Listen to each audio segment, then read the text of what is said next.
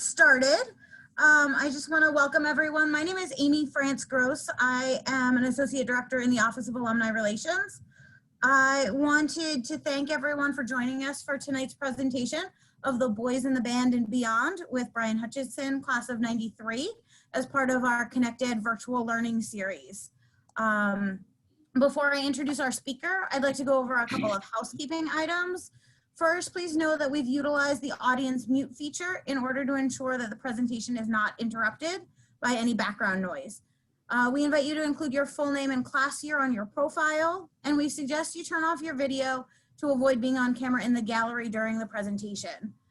We welcome questions, and we ask that you use the chat feature located at the bottom of the screen to type in any questions you may have. Please know that tonight's presentation is going to be recorded so that you and the rest of the Lafayette community can access this later. I would like to introduce Michael O'Neill, the Associate Professor of Theater, the Director of Theater at Lafayette from 1992 to 2014, and the first department head of the new Department of Theater when it began in 2014.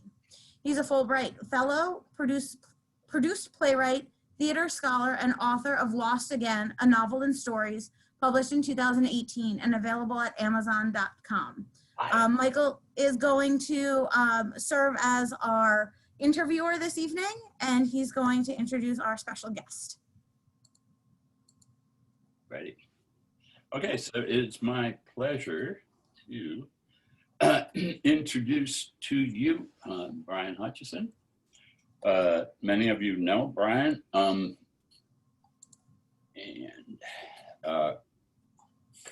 I guess I'm going to give you some information about him in case you don't know.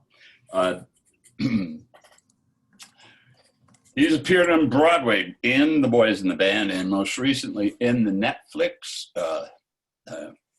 film version of said play, which I'd like to talk with him about a little bit.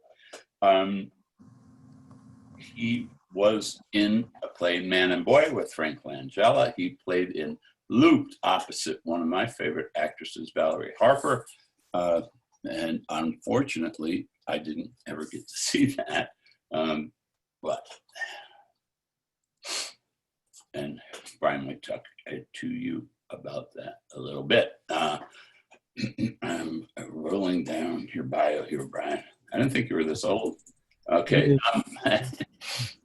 He played in Exit the King, was it? Yes. With Jeffrey Rush and Susan Sarandon. And I remember that production fondly because I took my, I think she must have been 14 at the time. I took my 14-year-old niece to see it. And she was so impressed that I knew somebody on Broadway. And because we talked to him afterwards, so I could impress her. He was in Proof and The Invention of Love, the Tom Stopper play, which I always thought was underrated. I think it's a wonderful play. And his off-Broadway credits include How to Transcend a Happy Marriage, opposite Marissa Tomei, Smokefall, opposite Zachary Quinto, who was also in Boys in the Band, Pocatello, among others, and has appeared at Lincoln Center, the Manhattan Theater Club, Playwrights Horizons, Manhattan Class Company, in addition to performing major roles all over the country. Some of his television credits include the upcoming, I'm going to say this wrong, Lacey Story? Lacey Story, yeah. Yeah, with Julianne Moore, the FBI, Blue Bloods, Jessica Jones, Godfather of Harlem, Instinct, Madam Secretary, which I've seen him on, Elementary, I've seen him on it, Vinyl, Law and Order, SUV, seen him on it more than once, I believe. He is an award-winning audiobook narrator with over 200 audiobooks to his credit. He holds an AB from Lafayette College in English, I believe, and an MFA in Dramatic Arts from the Old Globe Theater University of San Diego. Even though he might not be able to hear you, welcome. Yeah. It's applause. Hey, everybody. What's happening, Michael? What's happening? Well, you know, we're all trying to survive. I mean, yeah, there's that. Yeah. I think sometimes Suzanne's on this discussion. Sometimes we think, oh my God, we're trying to run a theater program during a time when everybody has a social distance and basically being a lockdown. And then I think, oh, what job could be worse than doing this in the theater? And I think the answer is an actor. Yeah, it's not great at the moment. Yeah, For sure. yeah. So maybe we could start with that. When did Boys in the Band wrap? The film finished last summer. So we waited about a year and a few months for it to come out. We knew that Netflix was going to release it sometime in the fall or maybe this past summer. And it turns out they were very happy with the film, and they wanted to kind of place it in sort of the films that they release in the fall, which means that to them, they're more prestigious. And so I think that they, had hopes that maybe for some people, maybe for Jim Parsons or something, it might be a chance at some sort of award. I don't know whether like Golden Globes or the SAG Awards or something like that. But it would be eligible for that, and that's why they released it when they did. So we've been done with it for a while, Yeah, wow. Okay, well, that was lucky, because if you had waited a True. while, I mean, it's the whole, this whole pandemic is a bummer for many, many reasons. And, but yeah, selfishly, there is the thing of it's been a bummer this whole time to not really get to enjoy like any festivities around the film. But that said, I mean, we're all healthy, and we got to do the play on Broadway, and that wasn't interrupted. And we got to make the film last summer, and that wasn't interrupted. So, given the circumstances, it's not really that big a deal. We've been doing a lot of this kind of stuff and a lot of Zoom publicity, and normally where we'd be in, a hotel room with a lot of reporters and press coming in, we did that all virtually over a period of a few long days. So, getting used to it all. Have you worked with a producer, the guy who produced Lee and Ryan Murphy? Yes, yeah. I've never met him before. No, this was a Ryan Murphy production. He produced the play on Broadway and the film. And I hadn't met him before. Some of the guys had, and they'd been in some of his TV shows. Most of the guys. The one guy was, he was in Glee, and he was also in that semi-autobiographical thing about Ryan. The two guys that live, it's a gay couple, and they have a kid. Oh yeah, Andrew Rannells. Yeah. Yes, him. He knew Ryan. Yeah, and so a few of those guys have worked with Ryan in the past, but I hadn't. This was my first time, so it was an interesting experience. Yes. Yeah, no, I mean, it's good. He's a good guy. I think he's got an amazing visual signature on everything he does. He really does. Yeah. And it's often much more about the visual signature than it is kind of the content at times, or that's what he's been criticized for. I love some of his stuff, and he's really a visionary, and I think that he's done a ton for inclusivity, with gay people and trans people and people with disabilities and people in wheelchairs, people of color. Yeah. And so just that kind of visibility, and what he did with Glee in terms of bringing those characters to the middle of our country is important, and it shouldn't go sort of unnoticed that he really has. And he had a developmentally disabled girl on that show. Yeah. And often does, and those are the first times. I thought, because her inner voice, she sounded like the Queen of England. I thought that was just hilarious and really insightful. Right. Yeah. So I confess I haven't seen the movie. Okay. I will. I don't have Netflix. It's all right. You could get it maybe for a month. I will be seeing it. I am a big fan of the production, the play. Yeah. And I was pleasantly surprised because the play, as I remember it, and then it was made into a kind of condescending, homophobic movie by the guy who made The Exorcist. William Friedkin. Yeah, Friedkin. That was, it was a while ago, but it was, It was very, it seemed to me very self-loathing and a lot of those things, which Joe Mantello and your cast seem to either cut or approach in different ways. Yeah. I mean, it was still a period piece, but it was a period piece that I could sit through. Yeah, I mean, it has to be set in 1968, and so the script is pretty much identical with what we did in the play and with what the original play and the original film was. Some people have accused William Friedkin, who also did direct The Exorcist and Cruising, among other things, and he's an amazing director. This was one of his first films, and it was 1970. And people have accused it of being sort of homophobic or portraying gay people in a way that was really only negative and bitter, self-loathing, and, you know, alcoholic. I don't know. I think that was what they did at the time, because that was kind of what was happening with people at the time. It seemed to make some sense. I think Joe Mantello's version, our version, there is some more hope. I mean, it's the same script. So obviously there is that self-loathing, there is that bitterness, there's the inability to connect, but we do see some possibility. We see friendship, we see connection, we see people striving for connection in it. And I think that's sort of the difference, is that we do see everybody attempting to make contact, attempting to, you know, be loved or reach out to somebody, even through like defense mechanisms of humor or real angst or alcohol. We do see moments when everybody just wants to be seen, you know. It seemed to me, it didn't seem to me like this 100 years ago when I saw the play, but the production jumped out at me. It was very much influenced by Edward Albee, Who's Afraid of the Wolf. Right down to playing games with the guests, you know. Right. I mean, the play has that about it. And that was, I think that was a kind of a thing for a few years.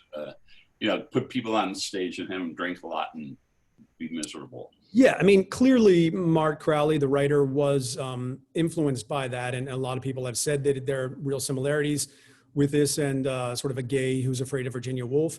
And it does have that. I mean, it is interesting because it then was known as the gay play, the first gay play, which it was for years, and one of the first gay films for years. And, you know, when Joe Mantello, the director, who's amazing theater director, when he was asked by Ryan Murphy to direct it, he wasn't really sure about the script and didn't know if it held up. And Ryan actually said, Ryan Murphy told him, we'll read it as an Edward Albee play. And so when he did, it kind of did fall into place for him. And that's very much how it felt to be in it on Broadway, in terms of the set too. And there was like a floating element of the set. There was almost like a jewel box that was not very realistic. And the sets and costumes were not quite 1968, but it was like a throwback to a certain era past, maybe 60s, 70s. And so it was more like an amorphous time period that the play took place in. And it really looked kind of like it was very much a period a piece kind of floating. Yeah, it had a feel of being a period piece, I thought, and done extraordinarily well. And, you know, I don't know how many of us who are kind of on the fringes of that kind of world can really appreciate the desperate lives these people live pre-Stonewall. And the play was pre-Stonewall, wasn't it? Exactly. So this play was written in 1968, and it was sort of a comment or a response to the fact that there weren't any gay plays. I mean, all those plays written by Edward Albee were sort of gay plays, but couched sort of in hetero relationships. And yes, you know, a lot of people. Tennessee Williams, same thing. Yeah, exactly. Tennessee Williams, yes, very, very much. And they do kind of have that element about them that they're gay couples arguing, or gay couples fighting, or gay couples in love. And these writers, Tennessee Williams and Edward Albee, were gay, but they couldn't write that. Mark Crowley was a sort of young guy, writer in Hollywood, very young, and wrote this play over a period of like a month, just very quickly, about his experiences with some of his friends and the people he knew. And it was 1968, where it was like the first gay play that was ever produced, and the first sort of window into this sort of deviant sort of gay world that people had heard about. And so when they started doing the play off Broadway in 1968, they were amazed that the next day after they started performances, there were lines around the block. And people were just so fascinated to kind of be a fly on the wall, to kind of see what this sort of counterculture was about, because it had never been represented before, this life sort of in New York. And including a lot of people from all walks of life, including a lot of men who would go with hats on and shield their face being seen at the box office or in the theater, and sort of run out before anybody saw them. It was a very dark time to be gay. And people could have lost their jobs and their livelihood and their social standing and their friends and family. And so this play about sort of your chosen family, if you're gay, was very much about the response to that, and about this group of friends who kind of only had each other and had a difficult time reaching out for love, difficult time being in a relationship. And the fascinating thing is that in the following year, in 1969, is when the Stonewall riot happened. And then so as much as this play was embraced by gay people in 68, by the time Stonewall happened, then the film came out in 1970, and those same people that loved the play were now boycotting the film because they no longer wanted to be seen as sort of behind closed doors, drinking too much, self-loathing, alcoholics, bitter, unable to be in a relationship. Like they were in an Albee play. Yeah. They no longer wanted to be seen like that, because they suddenly were like, we want to be out in the streets. We want to kind of be seen. We want to kind of not hide away, not be second-class citizens, but kind of be out there at the forefront. And, so they felt that Boys in the Band, the film, was suddenly this, sort of archaic view of what gay people were, even though it was only, a year before, because it was sort of the catalyst of what led to the Stonewall movement, because I think it was the first time people saw all this and they suddenly were like, we don't want this. We don't want to be seen this way. And so, led to the violence of the riots. I think I'm pretty sure of this. Joe Mantello played in at least the George C. Wolfe production of Angels in America. Yes. Yeah, he originated that role of Lewis. Pryor's ex-boyfriend, or Lewis, I think. Yeah. Yeah. He was wonderful. He's a great actor. And it was floating around in my head when I was watching the production that you were in, thinking, wow, this guy, here he is in,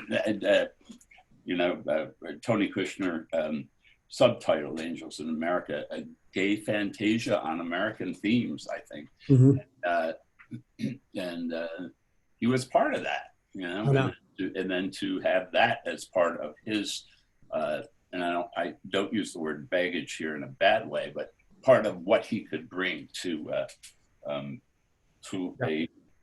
more contemporary production of Boys in the Band. Absolutely. And he was the director of Love, Valor, Compassion. Yes, he was. And he also, he was in, on Broadway, he was in The Normal Heart, which George C. Wolfe directed and Ryan Murphy produced.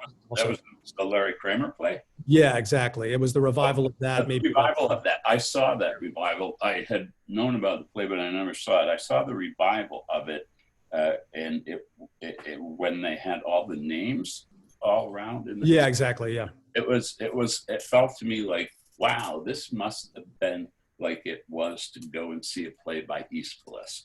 It was just like, I walked out of there with no guts. Everything was gone. Yeah. Yeah. Yeah. It was an amazing thing. Yeah.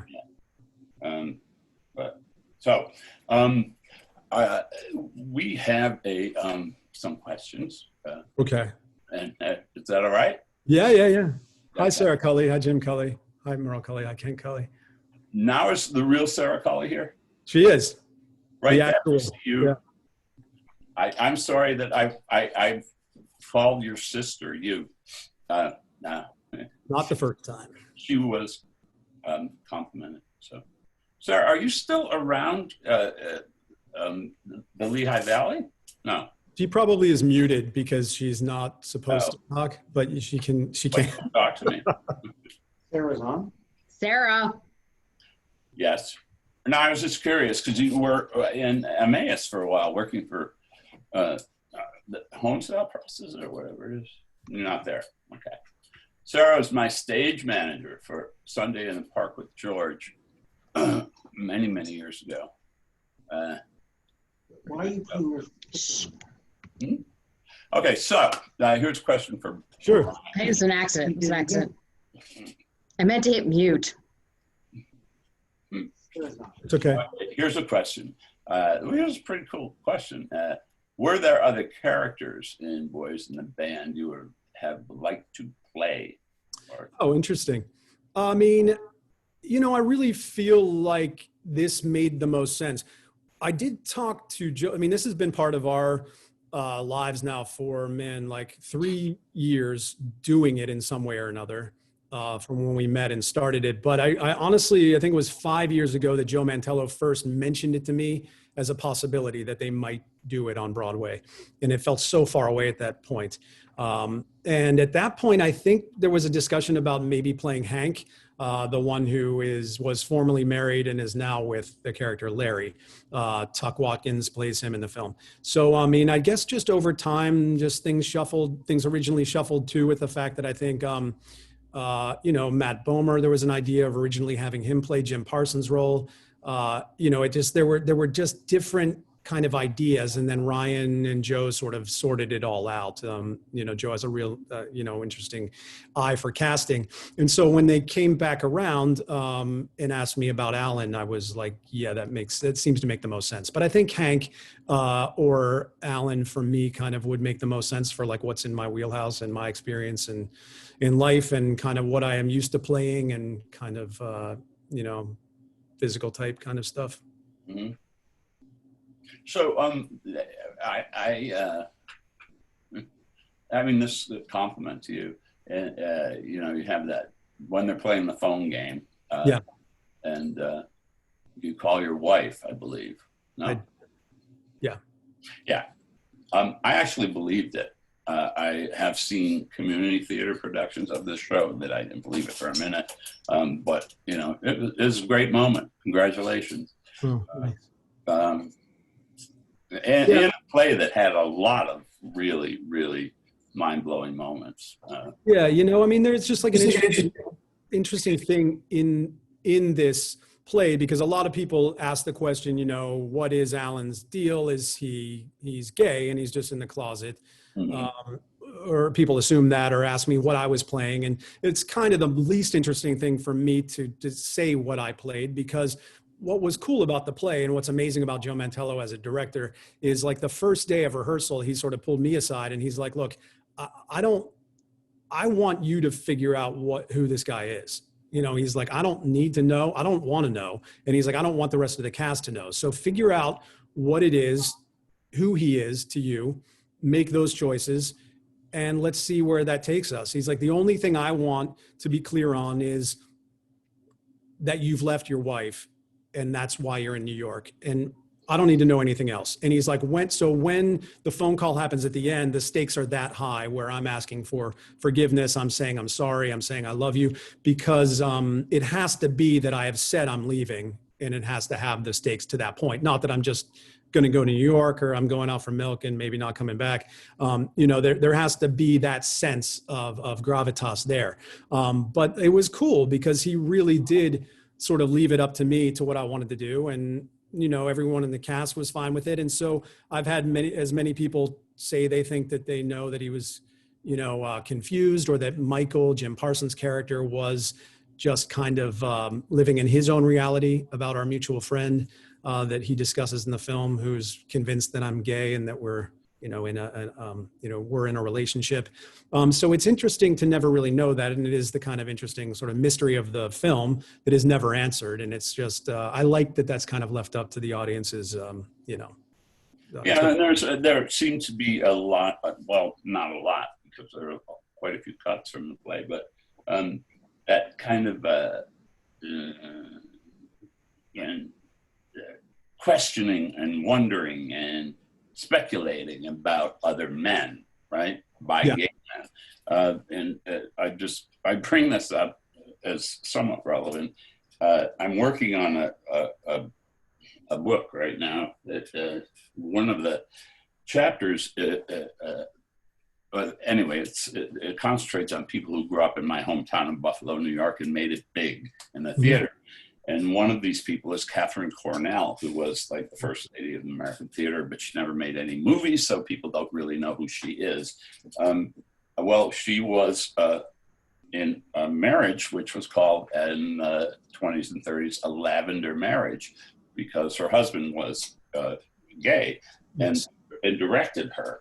And what I found out was, and I think I have the book right here. She was a member of what was called the sewing circle in the 30s and into the 40s in Hollywood and New York. And it was like a code that women used to identify other lesbians or gay women. They would say such and such, like, "Oh, is she in the sewing circle?" And then the answer would be, "Never seen her at the sewing circle," which meant she was straight. And on and on. I mean, it's astounding to me that this is how we operated for years and years and years in this country, and still do in many parts of this country. Yeah, well, I mean, there was no choice for a lot of people. I mean, like being gay in 1968 when this play was written, you know, it was not legal, and it was still, you know, a psychological, you know, there was. The American Psychiatric Association didn't declassify it as an illness until 1972. Yes, and you know, and many people in the jobs that the guys in this film say had could have been fired for being gay. You know, and so it was very hard. And you know, I think that's an interesting thing too. Is like some people have brought up is that, you know, part of the reason Michael in the film, Jim Parsons' character, is so hell bent on exposing Alan and you know, so wants him to be gay, and so wants the stories that their friend Justin has said about him to be true, is because like Alan can pass in the world. Alan is doing all the things that Michael isn't able to do. Michael wasn't able to live a straight life. He just couldn't do it. He didn't ultimately want to do that, but he's very unhappy. He's deeply unsettled. And he sees this guy that he went to college with who is married and has kids and is passing in a way. And I think that's what a lot of people had to do for a long time and still do, you know, depending on what your situation in life is. And I think there was that real resentment, although they were good friends at one point, that Alan is sort of getting away with this thing that Michael couldn't. Yeah, they left in that thing, you guys in the production chose to leave in the final moments of the play, which I think I have right, when I forget his character's name, Michael, goes off to midnight mass. No? That's in the play. That's in the play, yeah. I know, yeah, and I that kind of, I knew it was in the play, but it kind of jumped out at me because it seemed so stupid.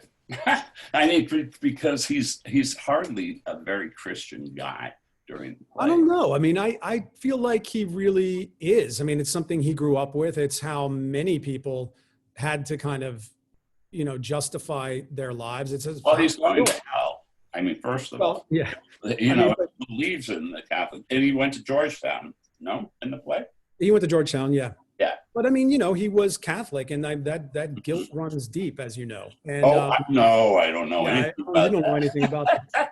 You know, so it's just, that seemed completely like on par with me with like who that character was, is like after this night when he was trying hard for weeks to not drink or smoke and trying not to let that sort of inner demon come out and be so aggressive to his friends.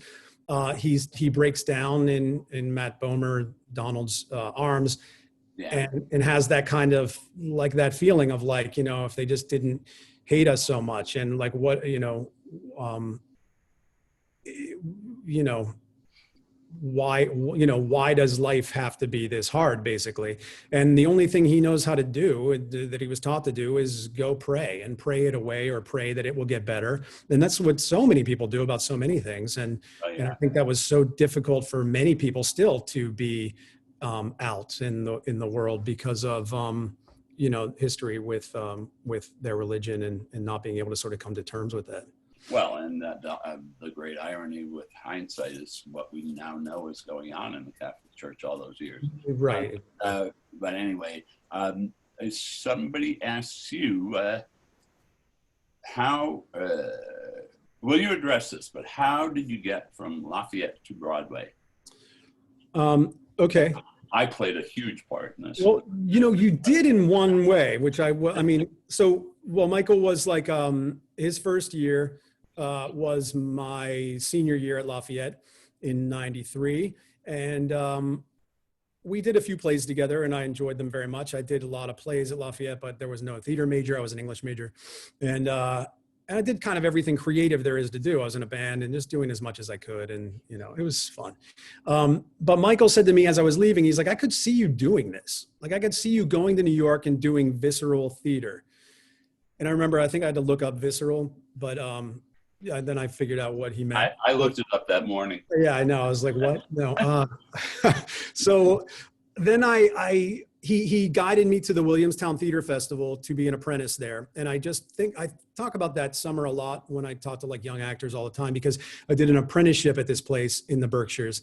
And it was really like solidified everything I loved about doing plays, everything I loved about theater and actors. And you just kind of live, eat, breathe that world. And a lot of actors that come up there for the summer to do summer stock, and young actors who are at these graduate programs that are really great that were there. And there's just so much creativity going on. And I realized like that was what I wanted to do that summer right after college, because Michael O'Neill told me to go there.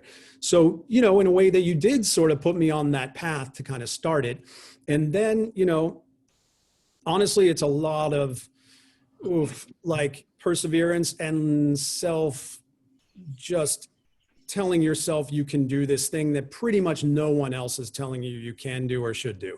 Most people in my life said, what else are you going to do? Or you're an actor, how's it feel waiting tables? And, you deal with this stuff all your life. Or, oh, this is Brian, he wants to be an actor. And it's like, well, I am an actor, but it's, you have to sort of couch your desire or interest or career choice for so long until other people kind of buy into what you're doing. And so it really, no one's telling you to do it, and you have to kind of believe that you can. So that was kind of the driving force of it all. But mainly for me is like, I spent a few years in New York and got kicked around a bit there. And then I went to graduate school at the University of San Diego and the Old Globe Theater together, have a master's program that was just great and really changed everything for me in terms of my continuing and my trajectory, and really like learning how to act and learning how to be on stage and be the lead in a play.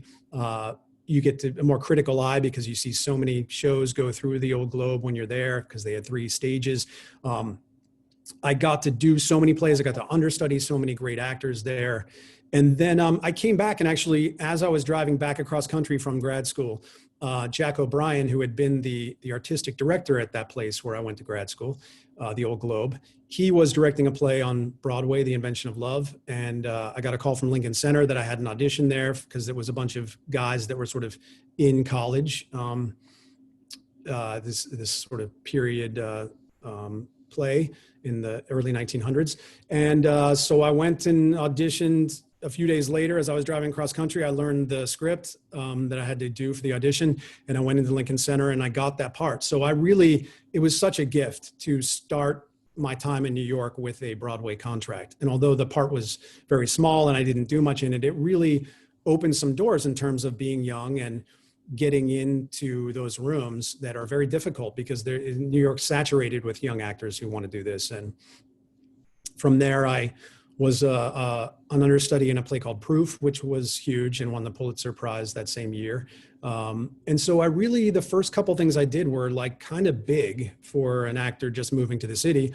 and then it was like working out of town a lot and doing plays and being the lead in plays and leading a company and doing plays in Pittsburgh and Buffalo and Minneapolis and sit back in San Diego, San Francisco, Chicago. I mean, I was in so many cities for a few years until I really decided I wanted my career to be more in New York, and just kept auditioning for New York stuff. And then I got a few other Broadway things. I did this play Man and Boy with Frank Langella, and I did a play with Valerie Harper, played opposite her about Tallulah Bankhead. And that was great too. So, as I was doing all these off-Broadway plays also, which were amazing, the Broadway stuff would come up and I really kind of lucked out or just kind of fell into these parts that kind of I was, right for. So, my first couple jobs were really charmed, I will say. But then it was a whole lot of like hard work and just kind of sticking with it really as much as anything to keep that going. So I know, we've talked about this before, so I know that you made the conscious decision to focus more on being in New York, which has worked out really well for you. So film, no? Wasn't?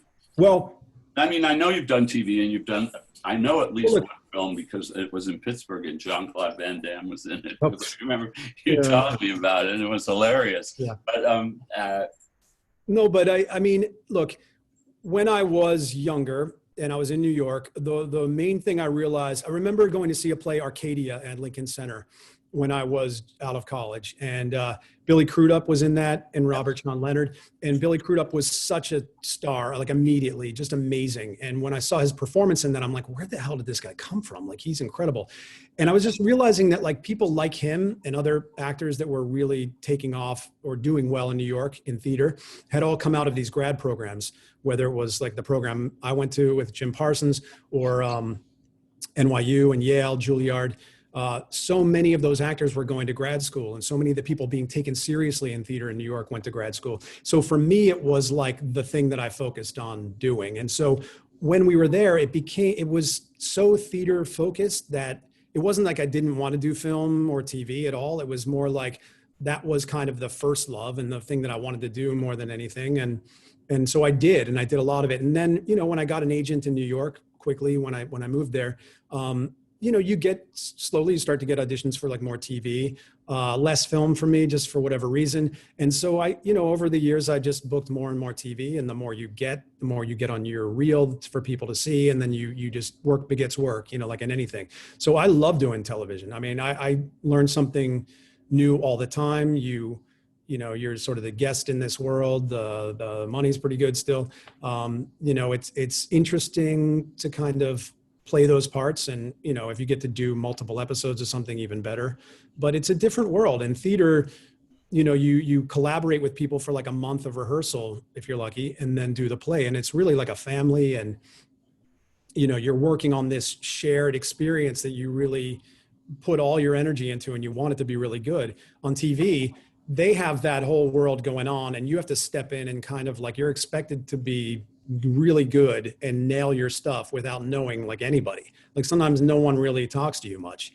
If you know somebody on the set, it's like you're lucky, because sometimes you walk in and the star of the show is fine, or sometimes they're nice, but they're not interested in you really.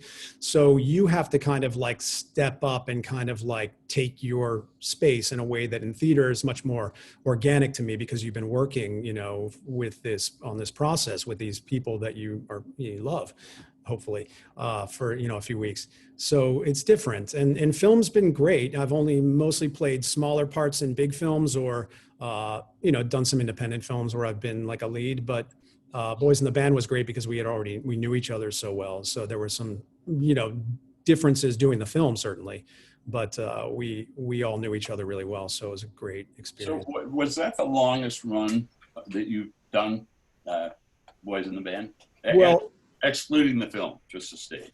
Like about that. Most of the runs that I do are like a seasonal kind of thing, or like maybe 4 or 5 months at most. I've been asked to, either audition for or do plays that would be longer, like a year contract. And just, the way like my life is and the way I've sort of set things up, or just the, being in a relationship, like many things, it's just like a year doing 8 shows a week is hard. And everybody in musicals does it, and it's hard. They're much more used to it. But when you do straight plays like I do, I like it for like 3 months or 4 months, 5 months. I feel like that's kind of enough time usually. And Boys in the Band was such a special experience, and it did go well when we did the play, that then doing the film was kind of like, yes, absolutely, we'll work with these people again. Was your feeling with Boys in the Band or Looped maybe even, did you feel like you grew once? God, yeah, totally. So that, like, say I saw this show, I don't remember, I saw it in July or something. No, in the spring before the Tonys. Through Lafayette, and I thought it was terrific, but if I had come back 2 months later, would it have been a better show? No, at that point it was pretty much what it was. I mean, I think the play, we all knew that we were in something kind of special and interesting and cool, and we didn't want to mess it up. And we were very aware of that, and everybody just kind of put their best foot forward and took their ego out of it. The play was pretty good from the beginning. I mean, when people tell you they're coming to like the first preview, it's like terrifying, because, you're just trying to keep it all together. You have now lights and costumes and sound and 800 people watching this thing that you've just been doing in a room with each other. And so it is like being shot out of a cannon. I mean, it is a crazy experience. And so when people come to that, I always get a little bit like resentful, because like, you're not seeing the play as it should be. But after like a week, 2, 3 weeks, certainly once we're done rehearsing and making changes during the day, and the play is like opening, then the play is kind of set, and you're kind of doing this similar thing most nights. The audience often dictates whether it's like really funny that night or just kind of funny, or they're not having it. And so you learn to not push, you just kind of like go with the flow of all that. But we had great audiences, sometimes raucous audiences at times, that whole time. And so I think that play would have been pretty similar, a month in as it was 4 months. Did you get different, well, I don't know if you could tell, but did you get different reactions when there was a majority gay audience, for instance? I mean, it was a lot of gay people there. Like all the time, but, all the time there were, those chunks of people or groups of people together.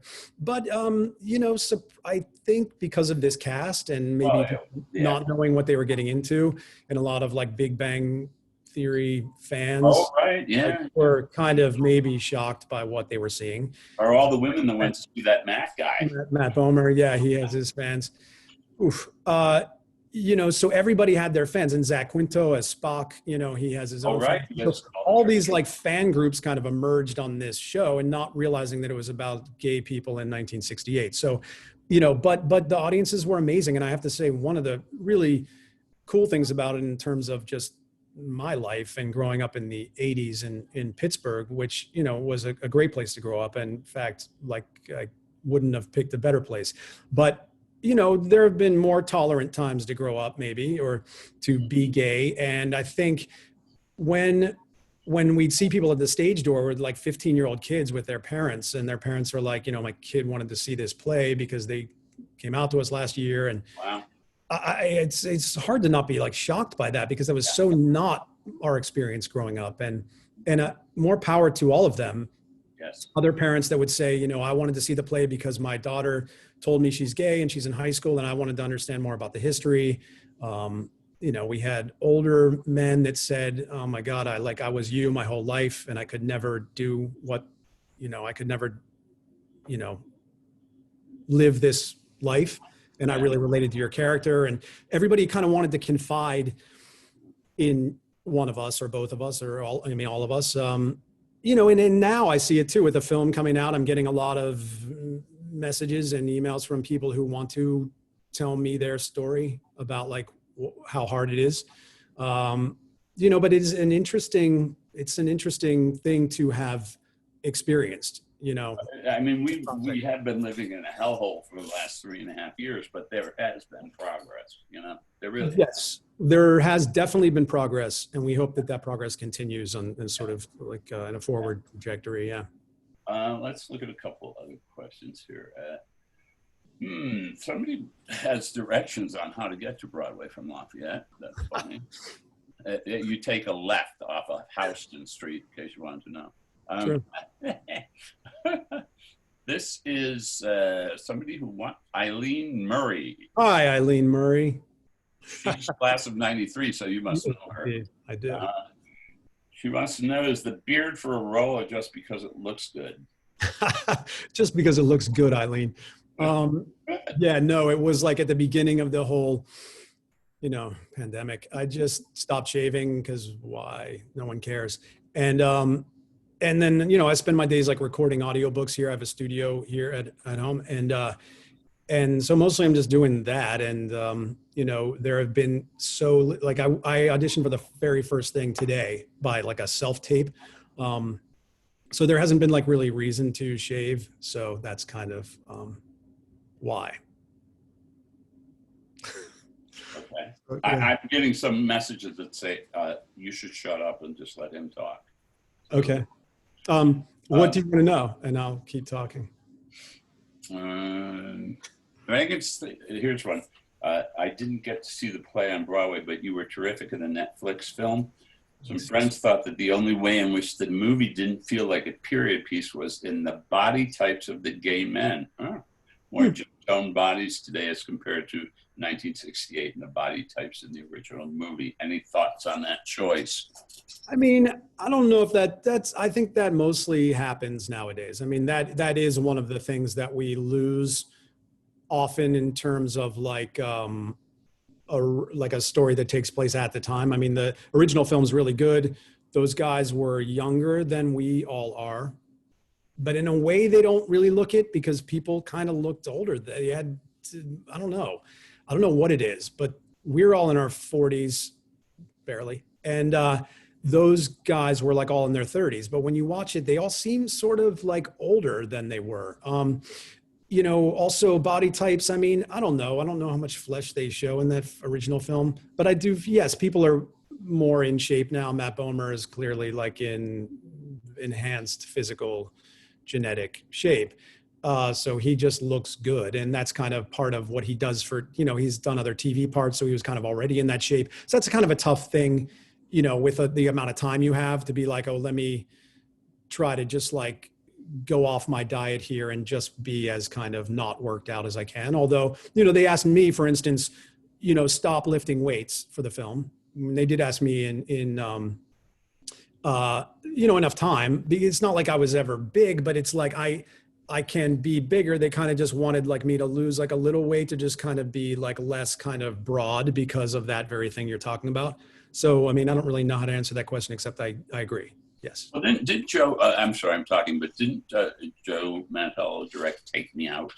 He did, yeah. Well. Yes, Bodies of Men, yeah. My God, I took my class from Lafayette to see it, and they were like, whoa. Some angry parents. Sure. I thought it was an excellent play, but good. It was Richard Greenberg. Here's something from Henry Halpern to everyone.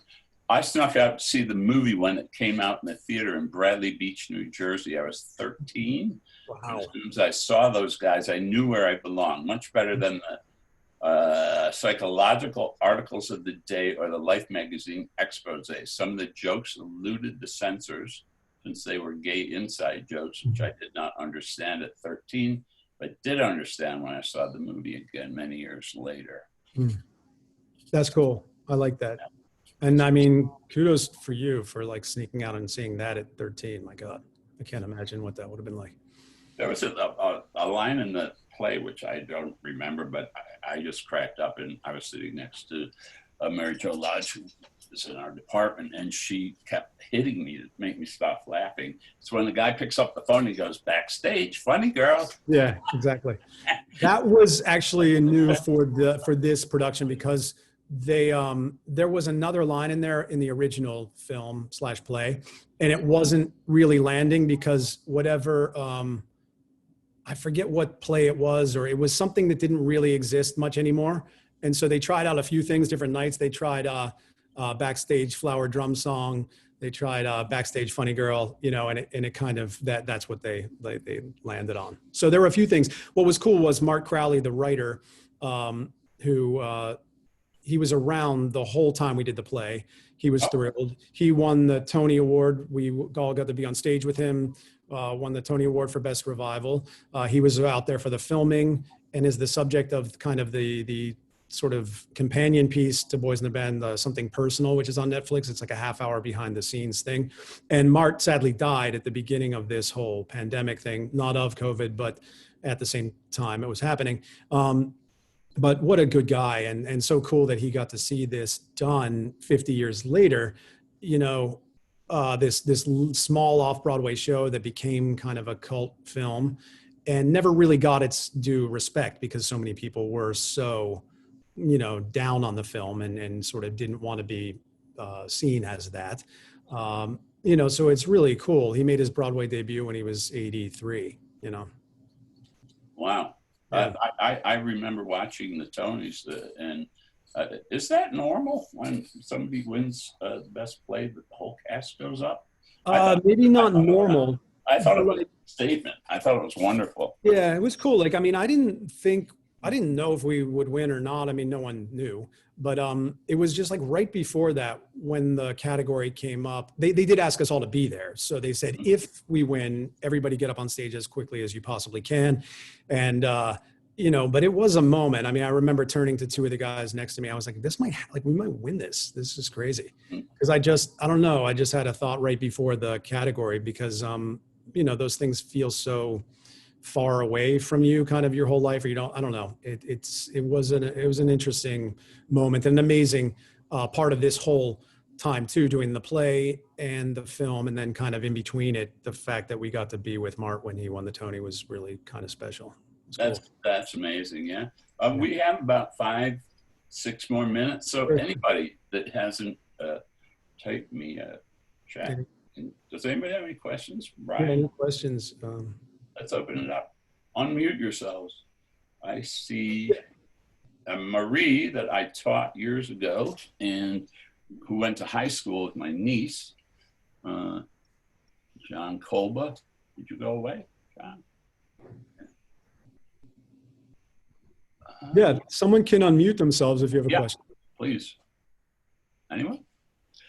So as far as through the lens of pre-Stonewall versus post-Stonewall, when you were doing your role, what lens did you do your part through?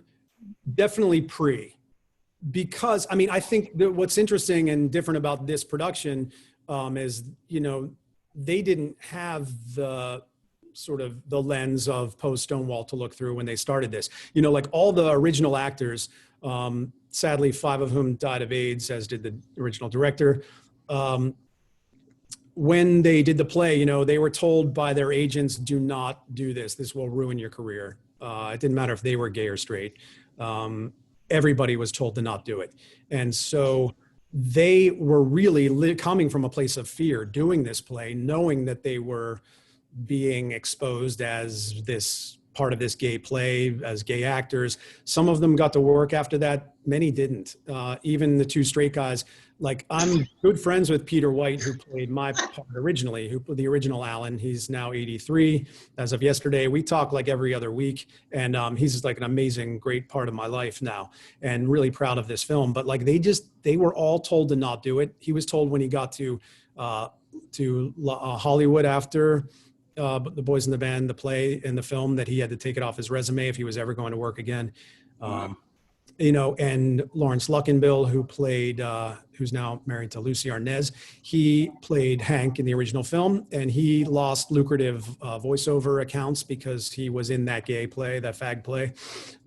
So we only are able to do it with like a very post-Stonewall, post-AIDS even kind of like perspective on what it's like to be gay in America.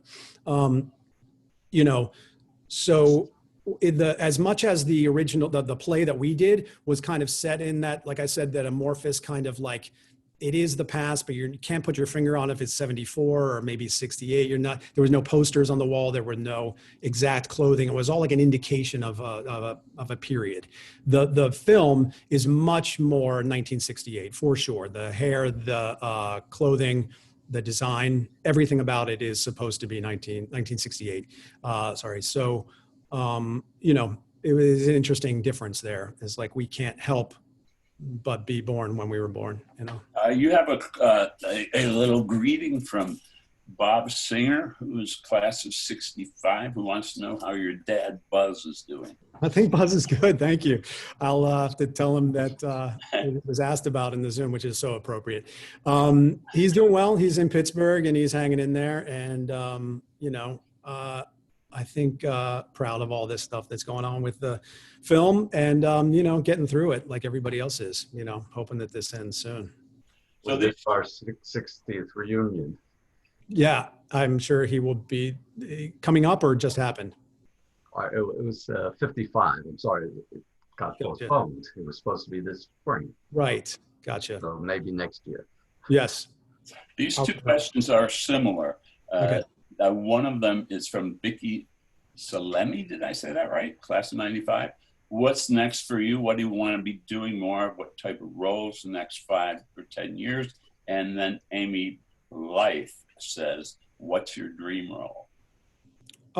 Hey, thanks. So, I want to be doing, I want to make more of what I make. I just want to just keep doing it. I want to keep working on good projects, sophisticated projects. I mean, I've done some cool stuff with really good people, and that just feels good to me. I just kind of try to take things that make sense to me. I try to not audition for things that aren't interesting or that feel just kind of outside my comfort zone.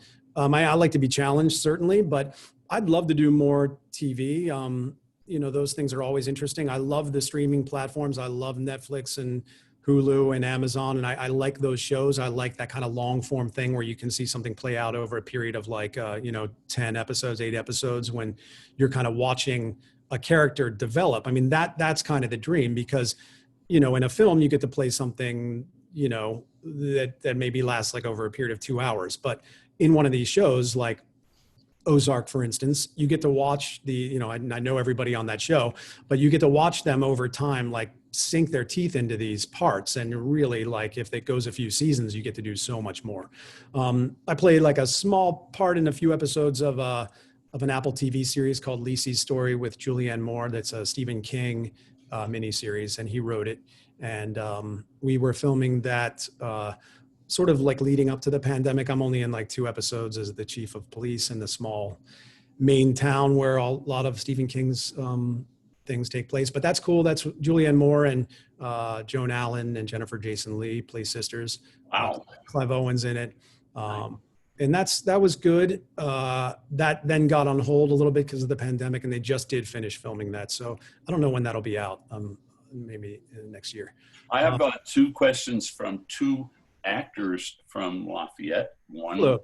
whom I directed in Dracula with you, Jodie Forrester Pierce, who wants to know, Brian, come back to Los Angeles to grace our stages again. Aw, sweet. Yes, I saw Jodie, who we did plays together and knew each other all through school, and she's wonderful. And we saw each other when I did a play by Paul Rudnick out at the Kirk Douglas Theater in Los Angeles, which I loved. And that's kind of when the Boys in the Band thing happened, is one of the producers came to see that play too, and was that's when that ball started rolling. That was 3 years ago now. So it was great to see Jodie, and I'd love to come back, man. I mean, it's just it's a pleasure. I love working in LA, and doing a play there is kind of weird because there's a lot of theater out there, but it's taken in a different way than it is in New York. And but I enjoyed being out there a lot. I have to say that, yeah, you and Jodie pulled off one of the most funniest deadpan moments I've ever directed on stage in Dracula, when her whole face was painted white, and you were Van Helsing, and you looked at her and you said, "You look a little pale." Oh my God. That was fun. That was a really good production, I remember. Sarah Cully, who's here tonight, was in that too, right? She was the prompter. And then I have a question from a recent grad from Yes. our theater program who would like to know the best advice you've ever gotten for being an actor. This is from Hannah Weaver. Who is, Ever gotten? The best advice I've ever received, and then I give to actors all the time. I don't really know how to distill it like into something small, but it's like everything you can do in your life that has nothing to do with acting, do it, learn it, just live your life, do the things that you want to do, learn a language, travel, learn an instrument, spend time with kids, spend time with old people, volunteer, do anything that is interesting to you, paint, swim, I don't know, just like hike, anything that drives you, that inspires you. Like I do photography, and that's been huge in my life, because every time there's nothing going on as an actor, anytime you're not getting auditions, anytime you feel like I'm not getting what I want out of this, you have these other things that fill you up, like as life should be. And, we don't get any younger. We just keep kind of moving forward. And I feel like the actors that really get into trouble are the ones that put all their eggs only into this basket of wanting to act and wanting to audition for things. And when things are silent from your agent, you have to do things that fill you up, that are interesting, because they also make you a better actor. To get to do anything, be around other people, like I said, travel, learning languages, you observe and report back as an actor, and you kind of take all these things from all these different experiences, and it just makes you a more interesting person in the way you see the world. okay, so I think we're kind of out of time, and Oh, I'm good. hearing from off stage. Your stage managers like wrap it up.